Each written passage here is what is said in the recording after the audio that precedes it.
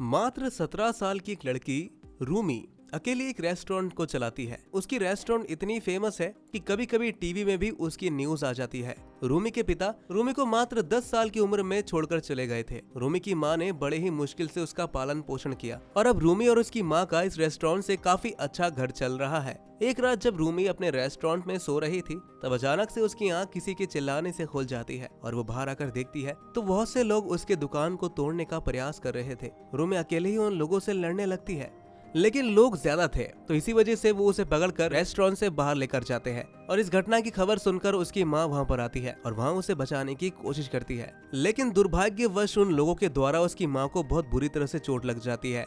असल में टाइसन नाम की कंपनी इस जगह पर एक बड़ा शॉपिंग मॉल बनाना चाहते हैं और इसी वजह से वो यहाँ पर कब्जा करना चाहते हैं। इसके बाद सभी मिलकर रूमी की मां को हॉस्पिटल ले जाते हैं और तब उनका इलाज शुरू होता है। तभी आसमान से एक उल्का पिंड उनके शहर में आ गिरता है और कुछ सेकंड के लिए आसपास के मौजूद पानी में एक अजीब सी कलर दिखने लगती है। इसके बाद वो पानी पहाड़ से आकर नीचे गिरने लगता है, लेकिन उस आदमी को पीने के बाद से ही उस आदमी के पेट में एक अजीब सा दर्द शुरू हो जाता है। असल में उस आदमी का नाम सांग है। वो एक सिक्योरिटी गार्ड है और काफी हंसमुख टाइप का आदमी है। सॉन्ग अपने पेट के दर्द को ठीक करने के लिए ड्यूटी के बाद बियर पीने जाता है, लेकिन बियर पीते उसके पेट का दर्द और बढ़ जाता है और वो कहीं बैठकर अजीब तरीके से हंसने लगता है। तभी उसके हाथ के इशारे से आसपास की सभी चीजें हिलना शुरू हो जाती है, लेकिन बहुत ज्यादा पेट में दर्द होने की वजह से वो इन सब चीजों पर बिल्कुल ध्यान नहीं दे पाता और वो बस वहीं पर बेहोश हो जाता है। कुछ टाइम बाद उस दुकान का मालिक वहाँ पर आकर उसे बहुत उल्टा सीधा बोलने लगता है और उसे घर भेज देता है। घर आने के बाद सॉन्ग सिगरेट जलाने के लिए एक लाइटर लेने का ट्राई करता है, लेकिन हाथ आगे बढ़ाते ही लाइटर उसके हाथ में चिपक जाती है और ये देखकर वो काफी हैरान रह जाता है। लेकिन तभी एक कॉल आता है और फोन के दूसरी तरफ रूमी होती है और वो बोलती है कि पापा मम्मी इस दुनिया में नहीं रही और अगर आप चाहे तो उन्हें देखने आ सकते हैं। तभी हमें ये पता चलता है कि 10 साल पहले रूमी को छोड़ने वाला इंसान कोई और नहीं बल्कि सॉन्ग है। जिसके बाद सॉन्ग एक पुराना सा कोट पहनकर अपनी वाइफ को आखिरी बार देखने जाता है, लेकिन उधर जाने पर वो अपनी बेटी को पहचान नहीं पाता, क्योंकि जब रूमी बहुत छोटी थी तो वो उसे और उसकी माँ को छोड़कर चले गए थे और ये देखकर रूमी बेचारी बहुत ही दुखी होती है। तभी वहाँ पर वो लोग आ जाते हैं जिसने रूमी की माँ को मार दिया था, जिन्हें देखकर रूमी को बहुत गुस्सा आता है। वो उनके साथ लड़ाई करने लगती है। ठीक तभी रूमी का वकील आता है और हालात को संभाल लेता है। असल में रूमी ने किम को वकील बनाया है जिससे कि वो शैतान लोग उसकी दुकान न छीन ले। इसके बाद किम रूमी के पिता को सब कुछ खुलकर बताता है। किम बोलता है कि कोर्ट ने उन खराब लोगों के पक्ष में फैसला लिया है, इसलिए वो लोग इसके इलाके को साफ करने की कोशिश कर रहे हैं। साथ ही उन्होंने पैसे देकर रूमी की माँ के मौत को एक एक्सीडेंट बना दिया है। अब हम देखते हैं कि सॉन्ग अपनी बेटी की दुकान को देखने आया है। वो वहाँ पर आकर देखता है कि उन लोगों ने रूमी की दुकान को पूरी तरह से बर्बाद कर दिया है। अपनी बेटी की एकमात्र दुकान को अपने आंखों के सामने बर्बाद होता देख सांग को बहुत ही दुख होता है, तो वो अपना गुस्सा निकालने के लिए हवा में घूंसा मारता है। लेकिन तभी आसपास के मौजूद डस्टबिन अद्भुत तरीके से इधर उधर फैल जाते हैं और तभी उसे उस गैस लाइटर की घटना के बारे में याद आता है, जिसके बाद वो फौरन वहां से घर चला जाता है। वो देखता है कि गैस लाइटर बार बार उसके हाथों में जल रहा था और ये देखकर वो समझ जाता है कि किसी न किसी तरीके से उसके अंदर कोई अद्भुत शक्ति आ चुकी है।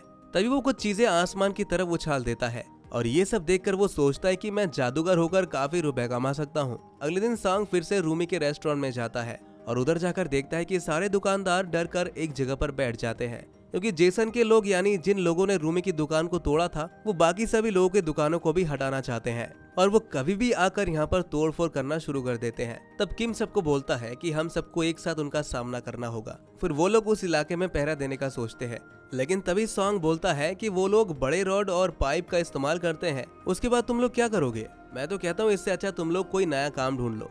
रूमी अपने पिता के मुंह से ऐसी बात सुनकर काफी ज्यादा गुस्सा हो जाती है और अपने पिता को वहां से जाने के लिए बोलती है। वहां से निकलकर सांग एक नाइट क्लब के मालिक से मिलने आता है और अपने अद्भुत शक्ति को दिखाकर नाइट क्लब के मैजिशियन के तौर पर जॉब पा लेता है। जॉब पाकर सॉन्ग बेहद ही खुश होता है। अगले दिन रूमी किम को लेकर एक बड़े लॉयर के पास जाती है, क्योंकि वो अपनी माँ के मौत का बदला लेना चाहती थी। तो वकील उसे बताता है कि जैसे रिपोर्ट में लिखा गया है कि तुम्हारी माँ की मौत एक एक्सीडेंट है, उसमें मैं कुछ भी नहीं कर सकता। जिसके बाद सॉन्ग फिर से रूमी के पास जाता है और बोलता है जैसे कि तुम्हारी माँ अब नहीं है तो तुम्हारा यहाँ रहना ठीक नहीं होगा। ये बोलने के बाद वो रूमी को टाई से एक जादू दिखाता है। अब मैं मैजिशियन के तौर पर बहुत सारे पैसे कमाऊंगा, जिससे हमारे रहने और खाने में कोई दिक्कत नहीं आने वाली। लेकिन रूमी अपने पिता पर यकीन नहीं कर सकती। वो उनसे बोलती है कि इतने सालों बाद आप आकर आप मेरे पापा होने का नाटक कर रहे हैं। तब सांग बोलता है तुम जब छोटे थे तब मेरे ऊपर बहुत बड़ा कर्ज आ गया था और ये कर्ज का बोझ तुम पर ना पड़े इसलिए मैं तुम्हें और तुम्हारी माँ को छोड़कर वहाँ से चला गया। लेकिन तब भी रूमी उसकी बातों पर विश्वास नहीं करती। इसके बाद सांग हताश होकर रास्ते में चला जाता है और तभी वो देखता है कि वो लोग फिर से दुकानों पर हमला करने के लिए आ रहे हैं। इसलिए वो अपनी बच्ची को बचाने के लिए उन गाड़ियों के पीछे भागने लगता है। इधर रूमी और बाकी सभी लोगों को पता चल जाता है कि वो लोग फिर से दुकानों को तोड़ने के लिए आ रहे हैं, तो उन्हें रोकने के लिए वो सभी मिलकर उस रास्ते को बंद कर देते हैं। लेकिन इससे कोई फायदा नहीं होता। उनके सामने वो कुछ एक सेकंड के लिए टिक पाते हैं, लेकिन फिर सब कुछ तहस नहस हो जाता है। सभी गुंडे अंदर चले आते हैं और फिर वो सभी को बहुत बुरी तरह से पीटने लगते हैं। तभी वहाँ पर रूमी के पिता आते हैं और उन गुंडों को रोकने की कोशिश करते हैं। वो अपनी अद्भुत शक्तियों से गुंडों को हवा में उछाल देते हैं, जिससे उन गुंडों की हालत खराब हो जाती है। सांग की शक्तियों को देखकर सभी काफी डर जाते हैं, लेकिन तभी पीछे से एक मोटा गुंडा आता है और बोलता है कि मैं अकेले इन सबको मारने के लिए काफी हूँ। पर सांग के पास जाने से पहले ही वो दूर से उसका हाथ मोड़ देता है। जिसके बाद वहाँ पर पुलिस आ जाती है और लड़ाई में मौजूद सभी को थाने में ले जाती है। थाने में जाकर रूमी के लोग एक दूसरे को दोष देने लगते हैं। ये सब देखकर पुलिस ऑफिसर तय करते हैं कि वो रिकॉर्डिंग देखकर तय करेंगे कि कौन दोषी है और कौन नहीं। वीडियो फुटेज देखने पर पुलिस को कुछ समझ नहीं आ रहा था कि असल में दोषी कौन है, क्योंकि मिस्टर सॉन्ग ने गुंडों को कहीं पर टच भी नहीं किया है। इधर कोर्ट भी सुपर पावर पर विश्वास नहीं करता। वो समझ नहीं पाते कि वो रिपोर्ट में क्या लिखे। इसके बाद पुलिस वहाँ पर मौजूद सभी को छोड़ देती है। सभी दुकानदार दुखी होने का नाटक करते हैं और पुलिस स्टेशन से निकल जाते हैं, क्योंकि पहली बार वो सांग की मदद से उन गुंडों को सही से सबक सिखा पाए थे, जैसे कि उन्हें लड़ाई में एक सेनापति मिल गया हो। लेकिन तब भी रूमी अपने पिता के ऊपर गुस्सा थी और मोहल्ले में आते ही रूमी के पिता अंदर घुसने के सारे रास्ते बंद कर देता है, जिससे कि वो गुंडे लोग अंदर न घुस पाए। ऐसा करने के लिए वो बड़े बड़े गाड़ी और लोहे को लाकर एक बड़ा दीवार खड़ा कर देते हैं। ये सब देखकर वहाँ के सभी लोग बहुत ही हैरान रह जाते हैं। तब किम नाम का वो वकील उसके पास आकर उसके बारे में जानने की कोशिश करता है।